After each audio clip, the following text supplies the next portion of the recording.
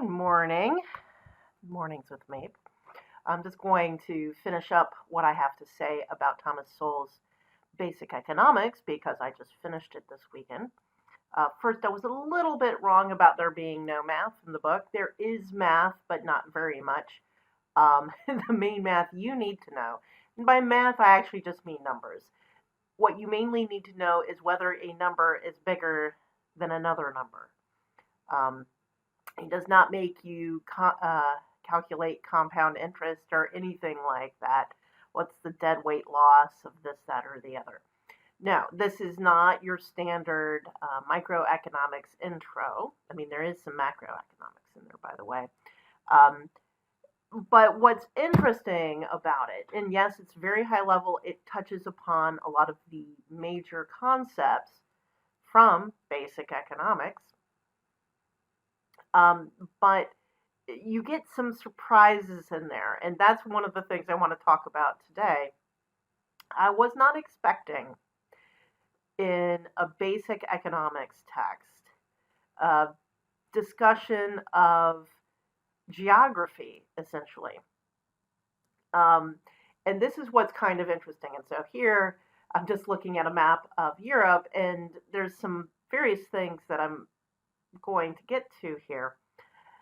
I knew as a kid and as an adult Western Europe, the map of Western Europe very well. And you know where the UK is, where England and Scotland and Wales are, and Ireland and Northern Ireland, Portugal, Spain, France, and Germany. Might be a little iffy on Belgium and the Netherlands, but they're kind of easy to figure out in terms of what happened in World War One with regards to Belgium. So you kind of knew it had to be in a lowlands area between France and Germany that made it easy to invade. Netherlands also, we had a lot of fighting over the Netherlands with the UK and Spain and France, and I guess some of the German principalities of the time. This is Google Earth, by the way, that I'm doing. And one of the things I just want to mention is Thomas Sowell goes into the what were the effects of your rivers in terms of how navigable were they, or what kind of vessels could navigate such waters. Because, and I remember this is an important detail, one of the lecture sets from the great courses on the Vikings really talks about, of course, you have the Viking ships. They had a low draft, I think is what it's called. They don't need a lot of water for the Viking boats to sail in or row in. So they could go up various rivers. So they could come out of the North Sea, come into the Netherlands, come into northern France, Normandy, the Northmen, into northern France and invade. Same for the United Kingdom. You have, the east side of the UK, and you could come in. And evidently, they also went to Ireland, which would have been a little more of a sail. Let's take a look. So if you're Norway, I guess you could come over and then come down into Ireland. You had the Danes, of course, the Danes coming over, no biggie. But what the point I want to make here, and this is what I like about Google Earth, this is, a globe, as you can see, not a flat projection. So now you can really see how the various land masses are in relationship to each other. Okay, what does this have to do with economics? Because I could go on forever about this. Well, a lot of, and we know this, let me find a rack. Okay, here we go. Tigris and Euphrates rivers. Okay, so this used to be the Fertile Crescent. Okay. Between the Tigris and Euphrates rivers, well, first off, in development of agriculture, you have how much does the silt and rich soils get spread by the rivers. They'll take a look at the Nile. It's very close to the Nile, and then, of course, the Nile Delta. And it goes north-south, or actually it flows from the south into the north. And this had effects, obviously, on agricultural development. But once you wanted to get into trade, you needed to have rivers that you could ship goods on because it's a lot faster to have the power of water pushing you along. And or even if you have to row, there's a lot less friction between you and the water rowing and pushing yourself versus having to go over land. And the reason I brought up the Vikings is that they could get like within Norway itself. Think of all the fjords and that kind of thing. If you're trying to go over land, there's forests. It's pretty dense. Takes forever, but you could be over in the UK. I'm just taking a look. Maybe a few days. I don't know how fast the boats went, but you could go very far, very fast in boats if the waterways you were going on were amenable to sailing or rowing or whatever. Well, Europe just has all sorts of rivers all over the place. It also has mountains, and we'll get to that in a moment. Well, we look at Africa, and there are rivers in Africa too, but you can see, this is very, this is Sahara, it's very desert. But even the rivers they do have, and it's hard to see here, and this is the point Sowell makes, have to go from a very high to a very low elevation, very white water, waterfalls. It's not very navigable. Versus you have pretty gentle slopes for some rivers in Europe, and it's flat, okay, except around, of course, the mountains. And so what's interesting about the mountains, of course, they also cut off communities from each other. So you can get isolated communities up in the mountains and then between mountain valleys. What this has to do with is, look at France. Most of France is just flat. It's very easy to trade. Think of why do we have these very large countries? Okay, Spain is a little iffier. But, why do we have these large countries in Western Europe versus all these itty-bitty countries, and there's all these mountains and all other kind of things? There were natural divisions to those populations. And that does have an effect on how different populations develop economically, depending on how they can trade. And think of England specifically, or the UK, but England, it's an island, say for Japan, that got most of their development from being able to send people somewhere else, but also to get stuff from other places. Yes, there was development within the country itself, and there wasn't a lot other than, say, the Highlands of Scotland. Most of this landmass is not cut off from each other. You can get around pretty easily within England itself. One of the books I read recently I'm trying to remember, I guess it was The Map That Changed the World, talked about this idiotic lord, but who made a lot of money by building canals throughout the UK to move around coal and maybe iron ore and other goods within England itself, which really helped its development. In any case, where am I going with this?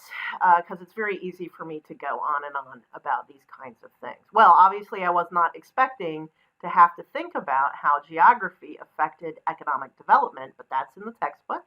But the other aspect, of course, is when he's talking about various rivers in Africa, well, I don't really know the geography of Africa very well. And then in Europe itself, I might know France and the UK and some of Germany, but I don't really know the geography.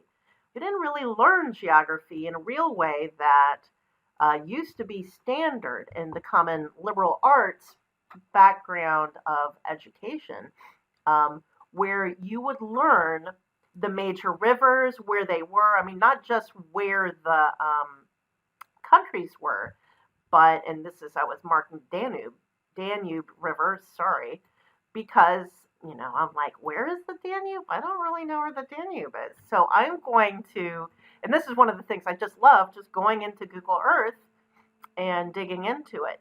The other thing is, of course, what are the principal exports of a country? Now, all of this sounds like, that's just something you list in Wikipedia, but it had and has still very real effects on the economies of these different countries, of what kind of skills, what kind of industries got developed within each country. And part of it is dependent on what natural resources are available in those countries. But if you look at a place like Japan, which doesn't really have much natural resources, not much arable land, it's not a very, it's not this fertile plain. It's not like the United States, which is huge and has lots of resources all over the place, though, of course, located in specific places.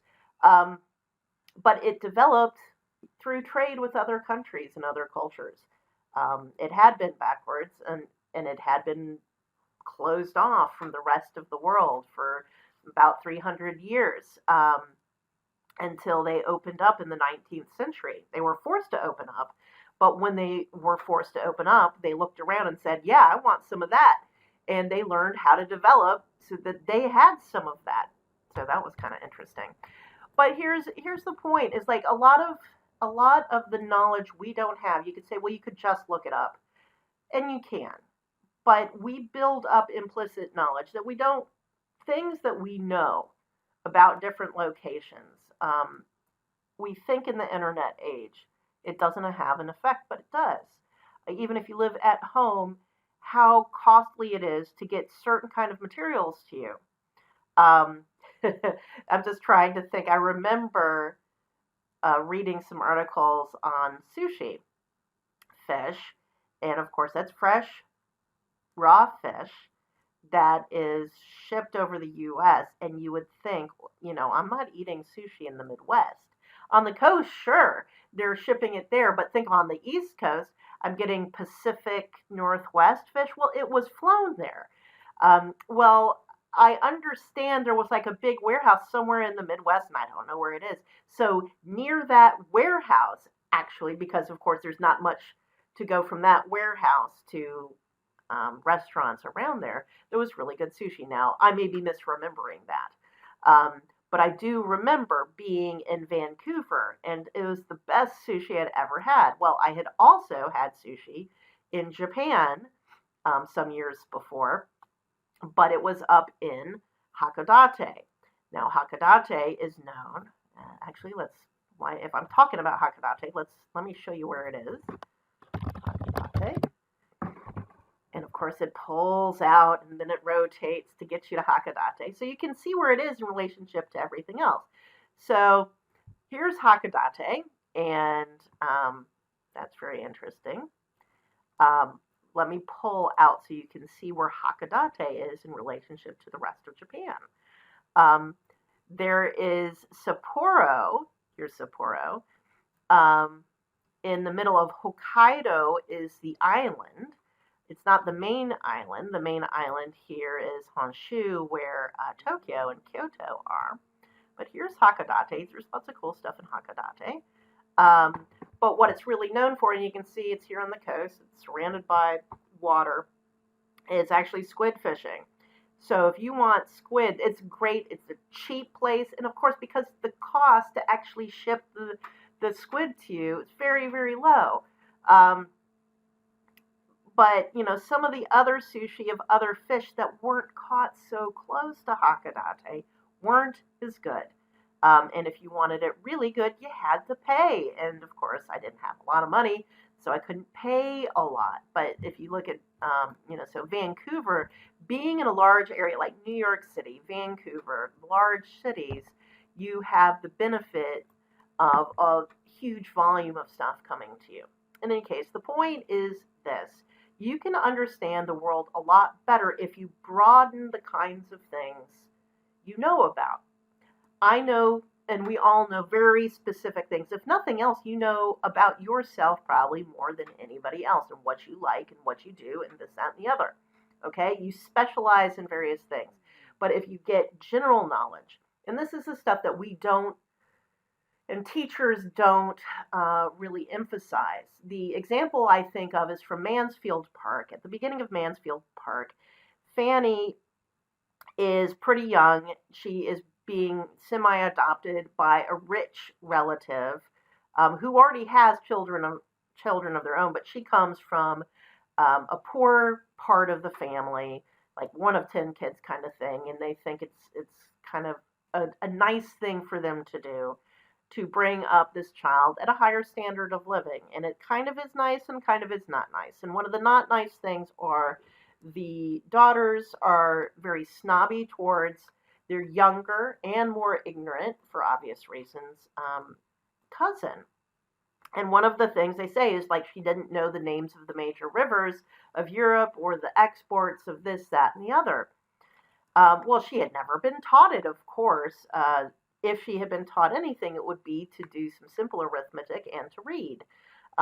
Evidently, she did know how to read at that point, but she didn't know these other things. But what's interesting is, to them, it's a snobbishness that I have this knowledge and you don't. But they don't understand what it means. What does it mean that the principal export of a certain area is wheat? What does it mean if it's iron ore? Okay, what are the consequences of these things? And there are consequences. There's consequences. So, why are some countries very, very large? And we look at Canada. So North America is 3 countries: Canada, the United States, and Mexico.